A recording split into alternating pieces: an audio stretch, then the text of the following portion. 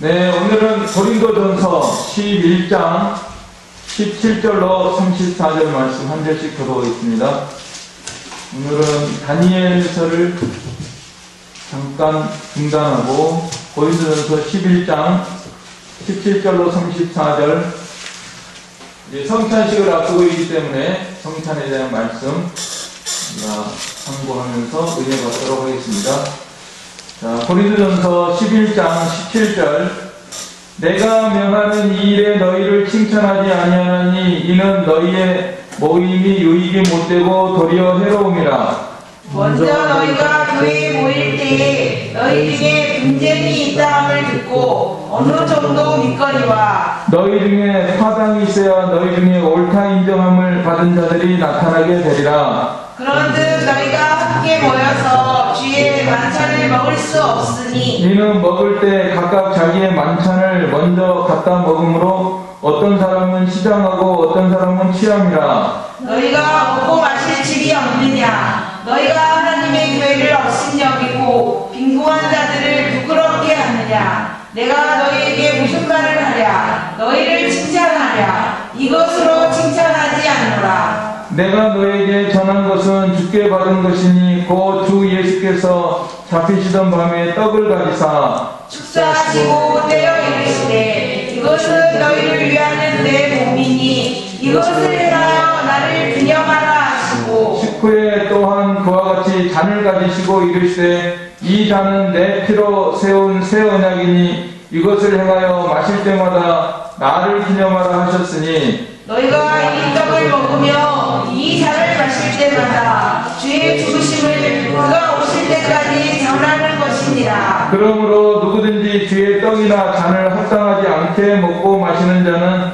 주의 몸과 피에 대하여 죄를 짓는 것이니라. 사람이 자기를 살피고 그 후에야 이 떡을 먹고 이 잔을 마실지니 주의 몸을 분별하지 못하고 먹고 마시는 자는 자기의 죄를 먹고 마시는 것이니라. 그러므로 너희 중에 약한 자와 병든 자가 많고 잠자는 자도 적지 아니하니 우리가 우리를 살폈으면 판단을 받지 아니하려니와 우리가 판단을 받는 것은 주께 징계를 받는 것이니 이는 우리로 세상과 함께 정죄함을 받지 않게 하려 하시니라. 그런즉 내 형제들아 먹으러 모일 때 서로 기다리라. 만일 누구든지 시험하거든 집에서 먹을지니 이는 너희의 모임이 판단받는 모임이 되지 않게 하려 함이라. 그 밖의 일들은 내가 언제든지 갈 때 바로 잡으리라. 아멘. 네, 이번 주일이 추수감사주일이고 또 성찬식을 거행하는 그런 가운데 있기 때문에 이 시간에 성찬의 의미와 귀중함과 또 가치와 효력을 다시금 생각하면서 또 우리가 참여하는 것이 합당하다고 생각이 돼서 이 말씀을 상고하려고 합니다.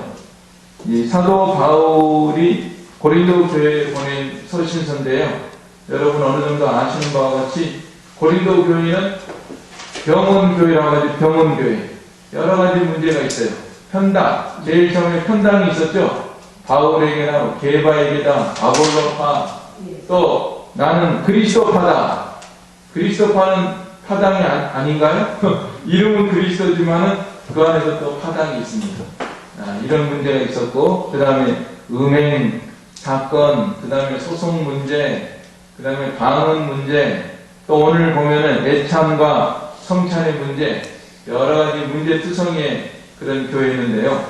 자, 오늘은 이제 애참과 성찬에 대해서 보통 보면은 그때 당시에는 자주 모였던 것 같아요. 교회에 자주 모이고 주로 저녁에 모였던 것 같습니다. 하루 종일 일이 안 되니까 보통 일을 해야 되잖아요. 그러니까 저녁에 모이는데 이제 저녁에 모일 때 애찬이라고 해가지고 이제 음식을 준비해 와가지고 이렇게 이제 좀 잘 사는 사람은 많이 좋은 음식으로 가져오고 못 사는 사람은 좀 적게 가져오고 그래서 기다렸다가 다 같이 모이면은 이제 이렇게 다 나눠서 음식을 먹고 저녁이니까 그 다음에 이제 성찬을 하고 이렇게 하면 좋잖아요. 은혜롭게 하면 좋잖아요. 그런데 예를 들어서 뭐 우리가 그 상황을 생각을 해보면 요즘같이 시계가 있어가지고 정확하게 6시에 우리 애찬합니다. 그리고 1시간 동안 식사하고 7시면은 성찬합니다. 이게 아니잖아요. 그때 당시에는 보통 이제 시간도 밤도 1경, 2경, 3경, 4경 이 정도 되니까 자, 해제무렵에 우리 모입니다. 그 이제 시간 잘 모르니까 오는 사람 오고 이제 또 더 나중에 오는 사람이 있고 그 다음에 상황 봐서 어느 정도 다 모였습니다. 올 사람들 다 왔습니다. 하면은 그때 이제 식사도 하고 성찬도 하고 이렇게 하면은 좋겠는데 이제 이 먼저 온 사람들이 말이죠.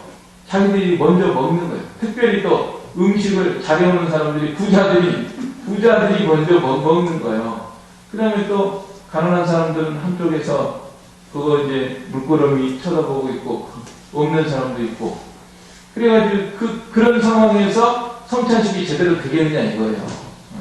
이게 성찬식이 지금 성찬식이라고 하는 거는 예수님이 우리를 위해서 살과 피를 주신 것이고 희생정신이고 사랑의 그런 성찬식인데 그걸 앞두고 세상에 자기를 잘 산다고 이렇게 배가 부르게 먹고 한쪽에서는 배가 쫄쫄 골고 있고 그런 다음에 또 성찬식을 한다는 게 이게 말이 되느냐 이런 이제 꾸짖음이잖아요. 먼저 제일 처음에 이런 책망을 하고 있습니다. 그리고 이제 어떤 분이 연구를 했는데 고린도 교회의 그 규모가 어느 정도 될까? 그때 당시에 무슨 큰 건물이 있는 것도 아니고 집에서 모였다고 그랬잖아요. 집에서 모이고 이렇게 하기 때문에 어떤 분이 약 50명 정도 될 것이다. 이렇게 추측하는 사람이 있었는데요. 과히 틀린 것 같지가 않아요. 그때 당시 보면은 그렇게 무슨 큰 건물에서 모인 것도 아니고 오늘날처럼 잘 지어놓고 그런 것도 아니고 가정에서 모였으니까 한 50명 정도 되지 않을까? 그것도 우리가 생각해 볼 수 있는 상황입니다. 자, 아무튼 우리가 이 신앙생활 하는 데 있어서 사도가 이렇게 성도들을 향해서 지금 사도는 어디에 있냐면 에베소에 있습니다.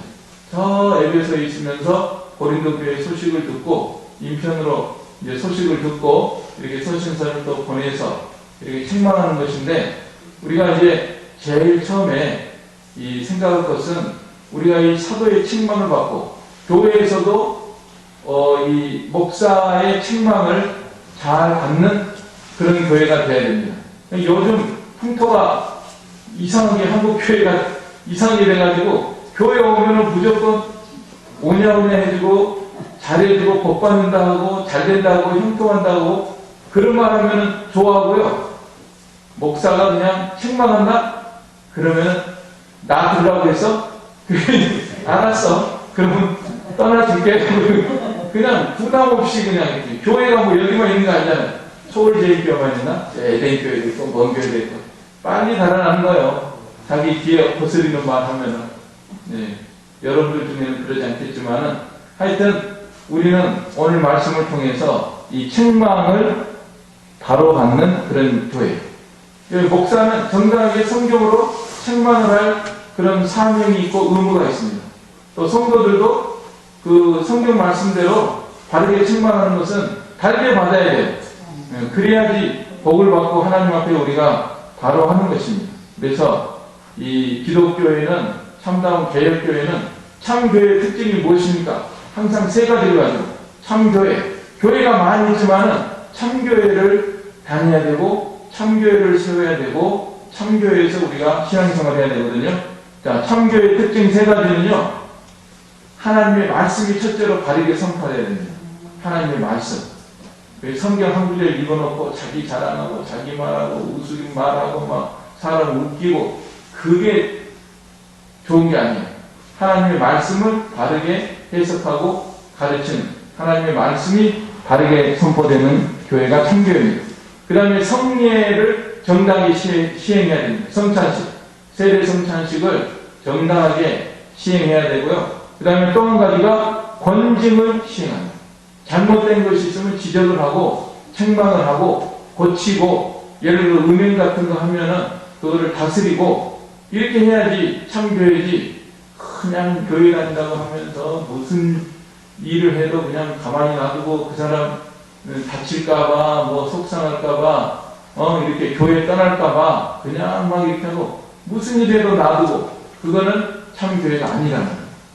우리가 이 하나님의 참 교회를 세워나가는데 목사도 힘써야 되고 여러분들도 이 목사의 뜻을 따라서 다 협력해서 이렇게 세워나가면은 하나님 반드시 기뻐하시고 참다운 은혜와 복을 주실 줄로 믿습니다.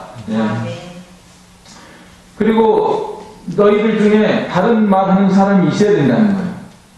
18절에 보면은 먼저 너희가 교회에 모일 때 너희 중에 분쟁이 있다함을 듣고 어느 정도 믿거니와 너희 중에 파당이 있어야 너희 중에 옳다 인정함을 받은 자들이 나타나게 되리라 그랬죠? 잘못된 교회 안에서 잘못된 말을 하고 잘못된 주장을 하면은 거기에 대해서 반론을 제기하는 사람도 있어야 된다. 그 세상에서 주로 그런 말 하는 거 있잖아요. 스피커 큰 사람이 이긴다는 말 있잖아요. 교회에서 그러면 안 돼요. 스피커 큰 사람이 이기는 게 아니라 하나님의 말씀대로 바르게 해나가는 사람이 바르게 이렇게 세워나가도록 바른 말을 하는 그런 사람이 있어야 됩니다. 잘못되면은 잘못된 것을 반대하고 바르게 세워나가는 그런 사람들이 있어야 된다. 자, 그래서 책망에 대해서 17절로 22절 너희가 그렇게 먼저 갖다 먹으면 되겠느냐 책망하잖아요. 그죠? 21절로 22절을 같이 읽겠습니다. 이는 먹을 때 각각 자기의 만찬을 먼저 갖다 먹음으로 어떤 사람은 시장하고 어떤 사람은 취함이라. 너희가 먹고 마실 집이 없느냐? 너희가 하나님의 교회를 업신 여기고 빈궁한 자들을 부끄럽게 하느냐? 내가 너희에게 무슨 말을 하랴? 너희를 칭찬하랴? 이것으로 칭찬하지 않노라. 자, 우리가 이 말씀을 통해서 나는 혹시 책망받을 만한 일이 없을까? 이거를 돌아봐야겠어요. 성찬식을 앞두고 있는데 나는 정말 하나님 앞에 올바른 그런 신앙생활을 하고 있을까? 우리 자신을 돌아봐야 되겠습니다. 그 숨은 그림 찾기가 떠오르는데요. 숨은 그림 얼핏 보면은요 똑같아요. 이 그림하고 이 그림하고 차이점 알아맞혀 보세요. 그런 거 요새 치매 예방한다고 그런 것도 있던데 얼핏 보면 똑같아요. 똑같은데 자세히 들여다보면은 이게 다르구나. 이런 것처럼 우리가 우리 자신을 잘 살피고 내가 성경 말씀에 비추어서 행여라도 잘못된 거 없는가. 그냥 괜찮은 줄 알고 나갔는데 나는 잘 믿는다, 잘한다 하고 나갔지만은 실제로 보면은 내가 성경 말씀에 비추어서 자세히 비춰보니까 이런 점은 내가 고쳐야 되겠구나. 성찬식을 앞두고 우리 자신을 살피는 그런 시간을 갖는 것이 중요합니다. 자, 이렇게 먼저 책망을 한 다음에 예수님의 성찬의 은혜에 대해서 23절로 26절에서 말씀하고 있습니다. 자, 23절 내가 너희에게 전한 것은 주께 받은 것이니 주께 받은 것이라고 하는 뜻은 오늘 사도 바울이 고린도전서에서 이 말씀하시는 성찬에 대한 이 말씀이 다른 성경에도 다 나와 있는 말씀입니다. 마태복음 26장이나 마가복음 14장이나 누가복음 22장에 보면은 이 같은 맥락으로 이렇게 성찬에 대해서 말씀하고 있거든요. 그러니까 이것은 참 주님의 교훈인 것이다. 다른 사도들에게 또 다른 성경에 기록된 이런 말씀을 다시 가르친다는 것. 자, 23절 내가 너에게 전한 것은 주께 받은 것이니 주님이 친히 가르치고 복음서마다 성찬식 제정하실 때 하신 말씀을 우리가 다시금 생각을 해보자. 자, 이 은혜가 얼마나 크고 놀라운 것이고 귀중한 것이고 또 우리가 이 성찬의 성찬의 정신에 입각해서 우리가 살아가야 되지 않겠냐. 우리가 교회 생활을 하고 신앙생활을 해야 되지 않겠냐. 그런 뜻으로 말씀하는 거잖아요. 자, 그 성찬식은 언제 제정되느냐면은 목요일인데 목요일 밤에 예수님이 잡히시잖아요. 그래서 곧 주 예수께서 잡히시던 밤에 제정한 것이라는 것입니다. 목요일 어디서? 마가의 다락방에서 성찬식을 제정하시고 이렇게 이제 이런 떡을 주시면서 내 몸이다, 잔을 주시면서 내 피다, 이렇게 하면서 성찬식을 제정하시고, 이어서 무슨 일이 일어났죠? 겟세마네 동산에 가서 기도하시고, 그 다음에 무리들이 잡으러 왔죠. 잡히시던 밤이라는 거예요. 그날은 잡히는 밤에 예수님이 순환을 당하고 군인들이 몰려오고 대제사장들과 로마 군병들이 다가와서 예수님을 잡고 신문하고 끌고 다니고, 마침내 날이 새면은 또 이제 빌라도의 법정에 가서 최종 사형 언도를 내리고 십자가를 지고 끌려가서 십자가에 못 박히시는 그런 험난한 일을 앞두고 있는 그런 상황 속에서 우리 예수님께서 이 성찬식을 제정하신 것입니다. 그래서 다시 말해서 예수님은 이 성찬식을 앞으로 닥쳐올 위기와 환난과 고난을 앞두고 이 성찬식을 제정하시고, 제자들이 만약에 이 뜻을 확실히 알았다고 하면은 그날 밤에 예수님과 함께 힘을 내서 다 주님과 함께 고난받을 각오로 이렇게 갔어야 되는데, 제자들은 아직도 그거를 깨닫지 못하고, 알았다고 할지라도 또 기도를 제대로 하지 못하고, 그래가지고 그날 밤에 다 실패하고 베드로 같은 경우에는 3번씩이나 부인하고 이러고 말았습니다. 그러나 이 성찬식은 당시에 제자들만을 위하여 제정된 것이 아니라 오고 오는 모든 성도들을 위해서 제정된 것입니다. 그러므로 오늘 우리들이 성찬식을 행하면서 정말 담대하게 우리에게 닥쳐올 환난과 고난을 이기는 그런 기회로 우리가 삼아야 되겠습니다. 아멘. 그래서 이번 이제 성찬식을 행하면서 우리가 더욱 강하고 담대하게 어떠한 환난도 이기고, 말세에는 지금 대환난이 임한다고 그랬잖아요. 오늘 우리 앞에 평안하고 좋은 일이 기다리고 있는 것이 아닙니다. 이 세상은 점점 악해지고 환난과 핍박이 올 것을 우리가 내다보면서 신앙생활을 해야 되는 거거든요. 그러니까 우리가 성찬식 행할 때마다 주님이 잡히시던 밤에 이 성찬식을 제정하셨다. 나도 이 살과 피를 먹음으로써 더욱 강해지고 담대해지고 믿음으로 어떠한 환난도 이길 수 있는, 예수님처럼 이길 수 있는 그런 신앙으로 무장하는 그러한 기회가 되기를 바랍니다. 아멘.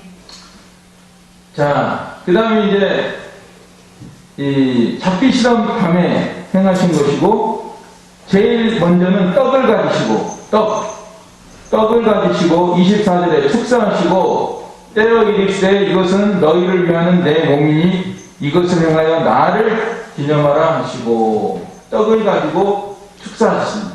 축사했다고 하는 것은 축복했다 하는 뜻도 있고 감사했다고 하는 뜻도 있습니다. 그래, 이 성찬은 정말 하나님께서 우리에게 내려주시는 놀라운 축복의 은혜가 되는 것이고, 또 우리가 마땅히 감사할 그런 성찬식이죠. 자, 그 다음에 이제 떡을, 많은 것도 있지만은 이 음식을 가지고 우리 예수님께서 당신의 살과 피를 기념하는 것은 음식을 가지고, 떡은 예수님의 살을 가리키고, 포도주는 예수님의 피를 가리키고, 음식으로 이렇게 하셨어요. 음식으로. 제일 먼저 떡으로 하셨어요. 이 떡을, 왜 이 떡이 중요한가? 음식이 왜 중요한가? 음식. 우리가 맨날 먹는 음식. 여러분들 하루에 3끼 식사하면서 하나님 아버지 감사합니다 하면서 이제 식사하시잖아요. 예. 이 음식이 왜 중요하냐? 떡이 왜 중요하냐? 떡이라고 하는 것은 이 생명입니다. 생명. 이 음식을 우리가 맨날 먹으니까 당연히 먹지만은 이게 이제 한번 굶어보잖아요. 굶어보면 야, 이 음식이 얼마나 중요한가 그걸 우리가 알 수 있는데, 안 먹으면 죽는 거예요. 사람이 계속, 예수님께서 40일 동안 음식을 안 드셨는데, 이 사람이요, 음식 하잖아요? 그러면은, 이게, 뭐 저는 그 정도까지는 안 해봤지만, 이렇게 이제 어느 기간이 지나면은 이제 평안해진대요. 음식이 없어도 그냥 없는 게 당연한 것처럼 해가지고 한참 지낼 수 있대요. 40일인가 30일인가. 사람 체력에 따라 좀 다르지만. 그런데 그 기간이 지나면은 처음에 뭐 사실 2, 3일이 힘들잖아요. 힘들고. 그런데 계속 뭐 열흘, 보름, 뭐 20일 가면은 아예 습관이 돼가지고 아예 아주 정신이 맑아지고 몸에 있던 질병도 치료가 되고 아주 좋다는 거예요. 그런데 예수님께서 뭐라고 하셨죠? 40일 동안 줄이니까 비로소 굶주리신지라. 그 굶주림이 찾아온대요. 마지막에 이제 숨이 넘어가는 거예요. 그때 음식을 안 먹으면 죽는 겁니다. 그런 참 굶주림이 온다고 합니다. 아무튼 그래서 이 음식이라고 하는 거는, 떡이라고 하는 거, 그때 뭐라도 먹어줘야지 이 사는 거거든요. 그때 안 먹으면 죽는 거예요. 그러니까 이 음식, 떡이라고 하는 거는 우리의 생명을 가리키는 것이니까, 이게 우리의 영적인 생명을 상징하는 거예요. 우리가 음식을 먹어서, 밥을 먹어서 우리 생명을 유지하는데, 예수님의 살을 먹어야 영생을 얻느니라. 영생을 얻는 거. 영원한 생명. 영원한 생명은 예수님의 살을 먹어야 우리가 영원한 생명을 얻는다. 그래서 이 떡을 가지고 우리 예수님께서 성찬을 제정하신 것입니다. 그 다음에 여러분들 음식을 먹으면요, 낙이 없던 사람도 음식 먹을 때는요 좋아하는 경우가 많아요.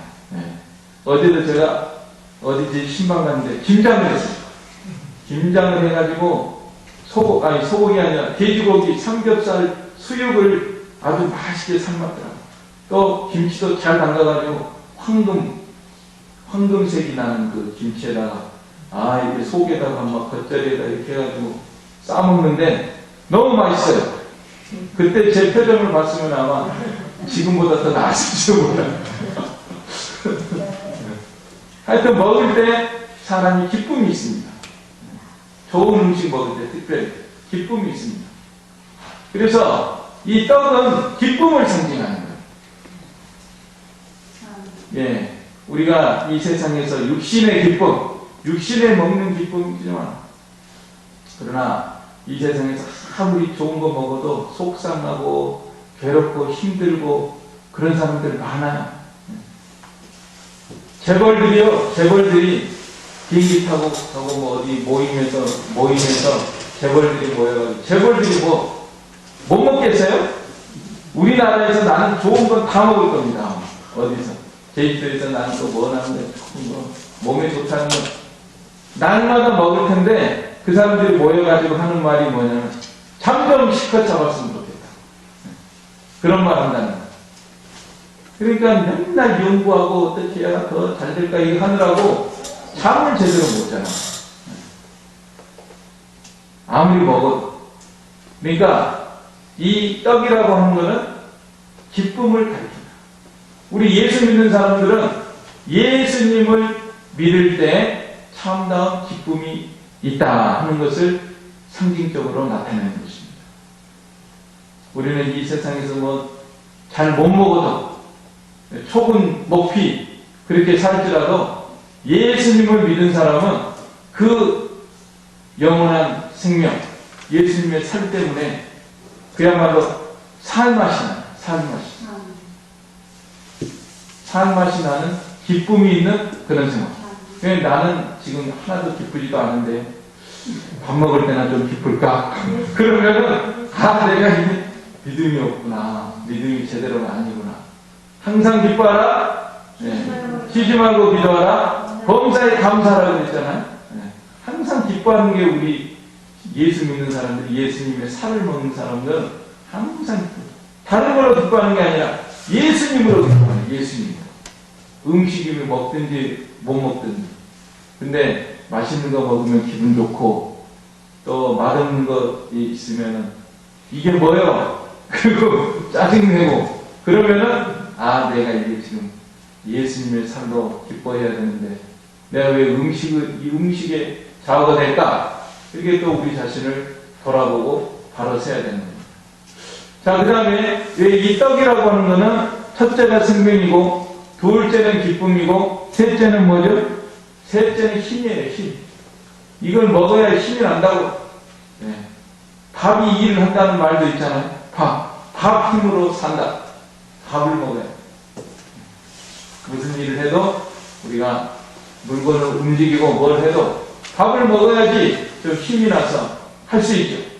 그래서 예수님의 살은 이렇게 떡과 같이 우리에게 기쁨을 주고 우리에게 힘을 줘서 우리를 움직이게 하는, 우리가 활동하게 하는, 내가 산다, 주님을 위해서 일을 한다 하고 힘이 난다는 거예요.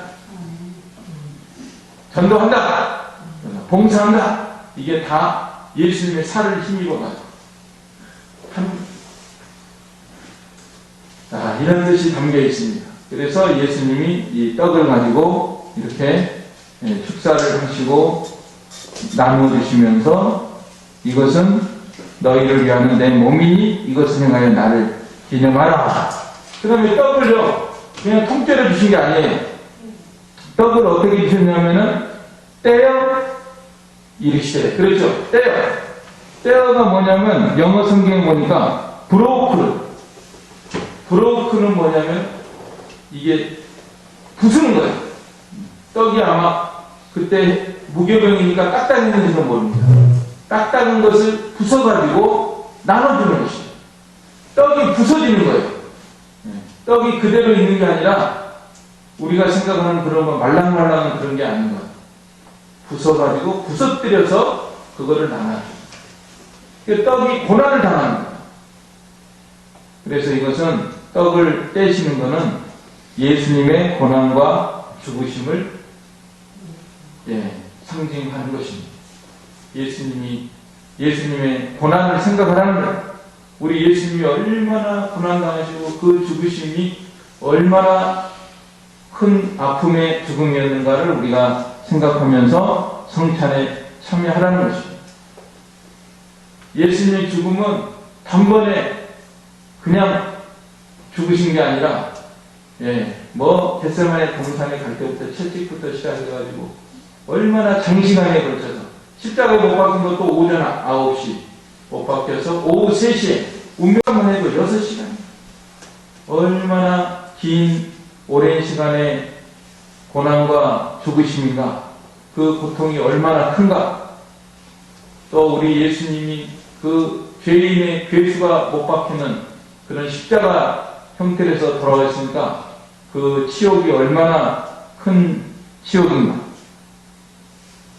또 나무에 가는 자마다 저주받은 자라 그랬으니까 우리 예수님은 우리를 위해서 저주의 죽음을 당하신 이런 죽음인 것을 생각을 해야 된다는 거죠. 떡이 이렇게 고난당한 것처럼 우리 예수님이 우리를 위해서 고난당하셨습니다. 근데 예수님은 인성이 있고 신성이 있습니다. 왜 예수님은 우리와 같은 사람인데 그 한 사람이 십자가에서 고난을 당했는데 수많은 모든 택한 백성의 죄들을 다 사할 수 있는가? 어떻게 그 효력이 생기는가? 그것은 우리 예수님의 인성과 신성이 신비하게 연합되었기 때문에 영원한 효력을 발생하는 것입니다. 어떤 분이 그런 비유를 했습니다. 쇠를 뜨거운 불에다가 달궜어요. 새빨갛게 달궜습니다. 쇠를. 그 다음에 거기다 물을 부었습니다. 그러면 어떻게 되느냐? 그거는 그 칙하고 막 연기가 나겠죠? 그 새가 고난을 받는 거예요. 물 때문에.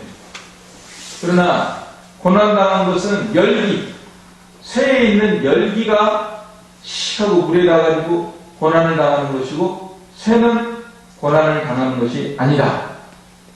그래서 우리 예수님의 인성은 십자가에서 고난을 당하셨지만 신성은 변함없잖아요. 그래서 그런 신비한 연합을 예수님이 당하신 그런 고난이 또 하나님이 당하시는 고난, 이렇게 하나님은 고난 당할 수가 없는데도 신비하게 연합이 돼서 이렇게 예수님의 십자가 고난이 영원한 효력을 발생하는 것이다. 또 이렇게 말씀하신 분도 있습니다.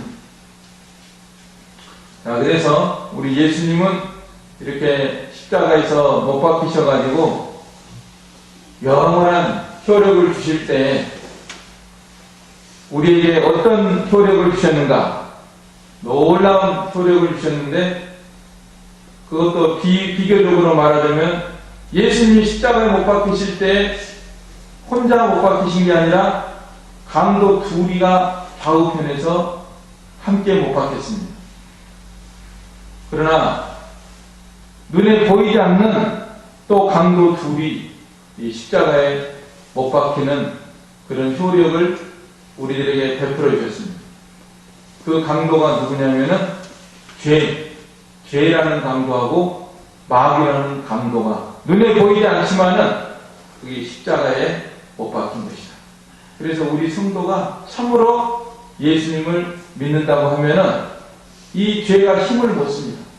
우리가 때때로 죄를 지어도 주님 앞에 나아가서 회개하면 다 용서함을 받는 그런 은혜를 베풀어 주시고, 또 죄 짓기 전에도 죄를 이길 수 있죠.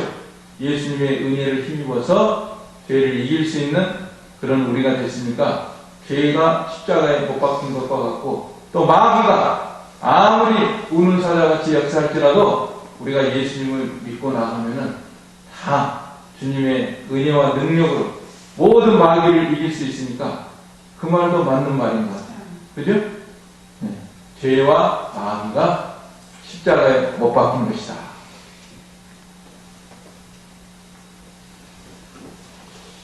그 천주교에서는 이 화채설이다. 화채설. 그 예수님이 축사하셨으니까 사제가 그 축사하면은 그것이 예수님의 실제로 살이 된다. 이렇게 가르치는데, 오늘 말씀 보니까 뭐라고 하냐면 이것을 행하여 나를 어떻게 하라? 기념하라 하셨으니까 기념하는 거지 실제로 살이 되는 건 아닙니다. 그 다음에는 잔을 가지고 이르시되 25절로 26절 같이 읽겠습니다.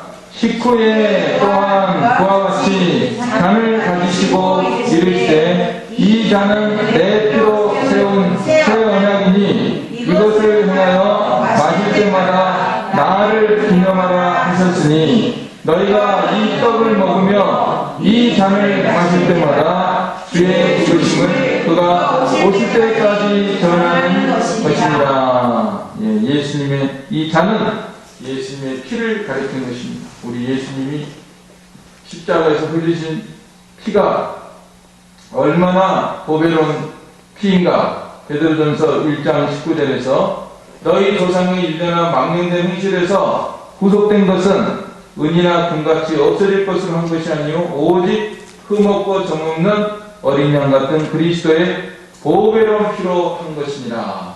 보배로운 피를 우리를 위해서 흘려주셨습니다. 또 이 잔을 마실 때마다 잔으로 이렇게 표현을 했는데, 나의 잔이 넘치나이다.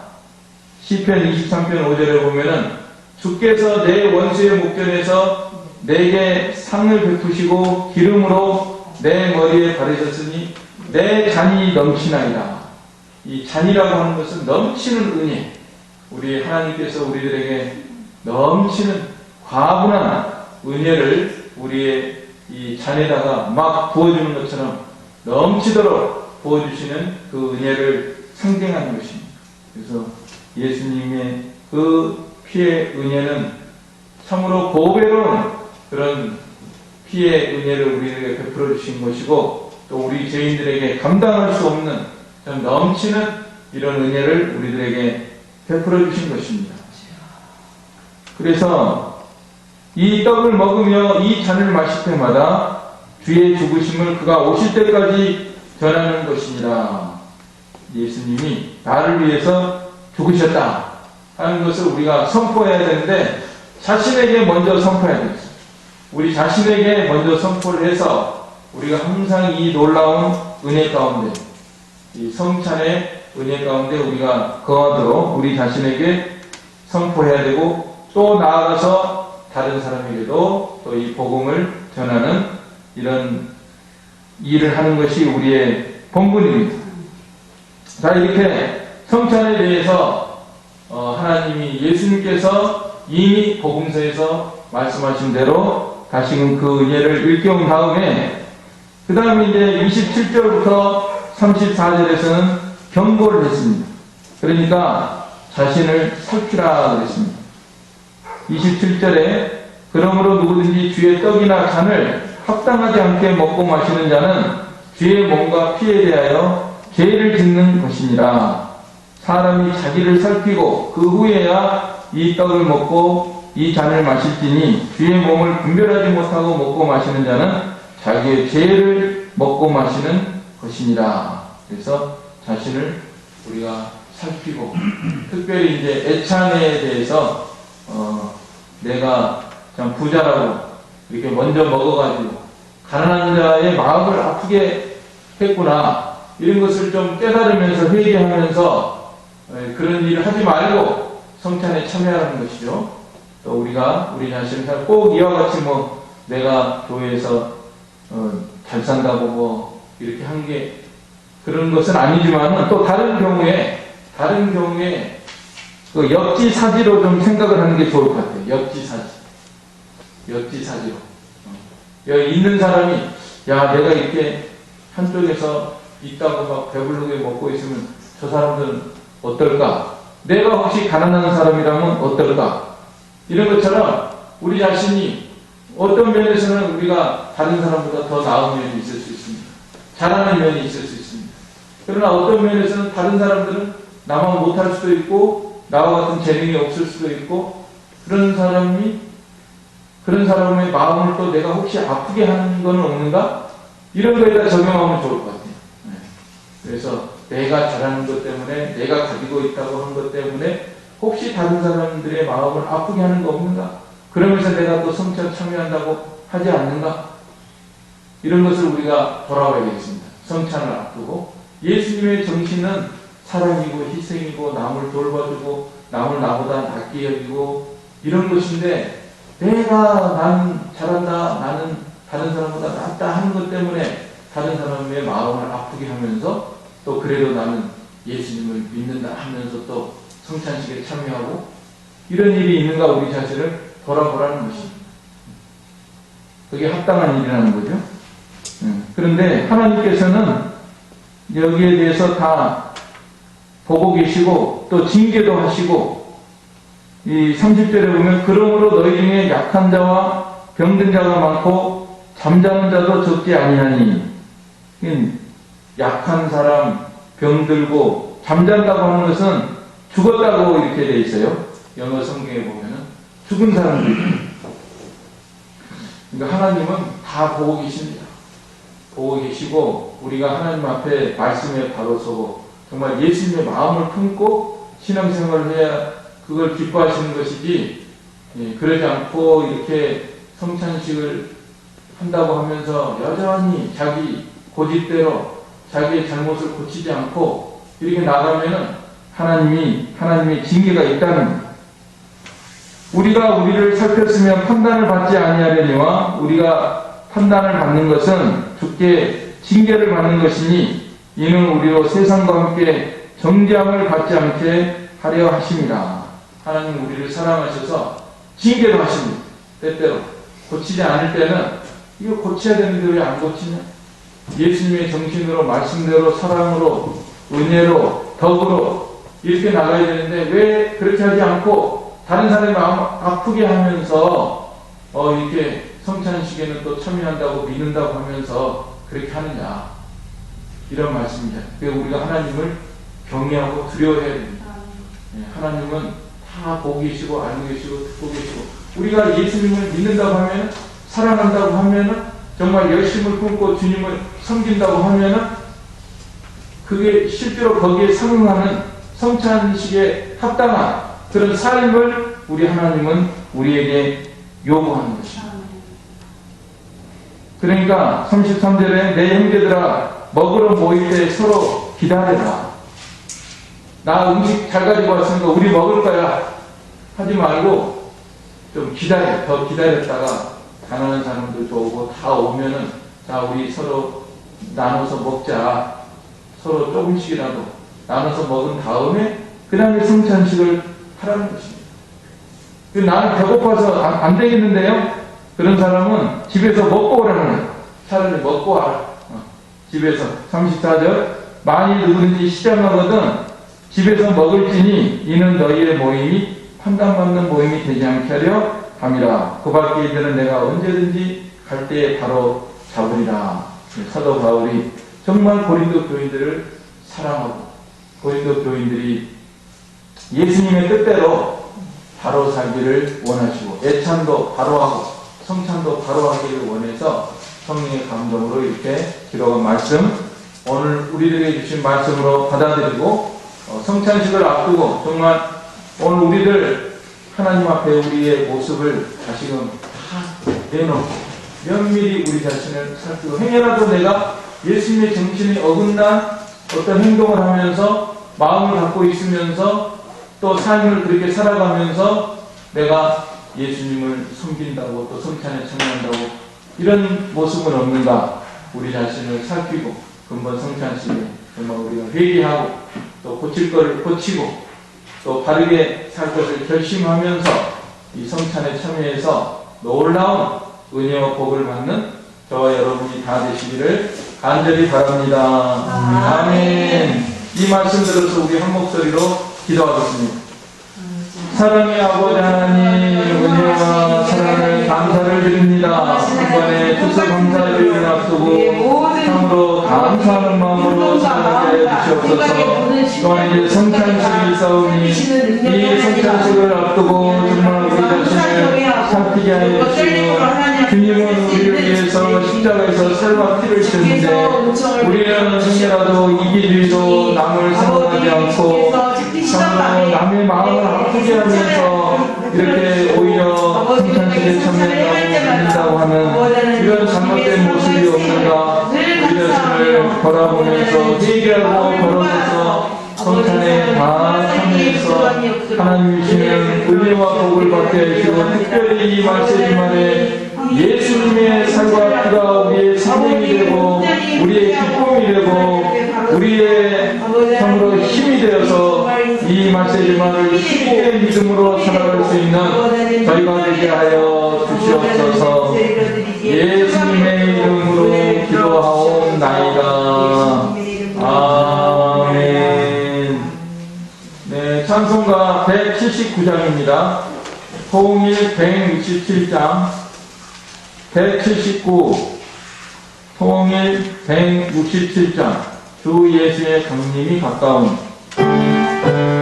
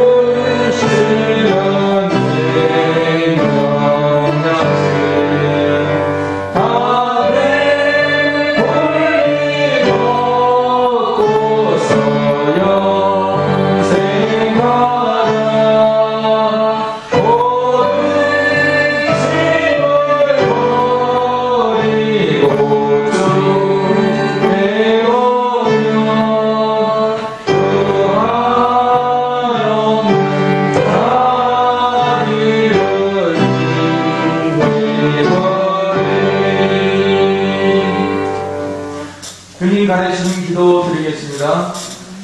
하늘에 계신 우리 아버지여, 이름이 거룩히 여김을 받으시오며 나라의 임하옵시며 뜻이 하늘에서 이룬 것 같이 땅에서도 이루어지리이다. 오늘날 우리에게 일용할 양식을 주옵시고 우리가 우리에게 죄진 자를 사하여 준 것 같이 우리의 죄를 사하여 주옵시고 우리를 시험에 들게 하지 마옵시고 다만 악에서 구하옵소서. 대개 나라와 권세와 영광이 아버지께 영원히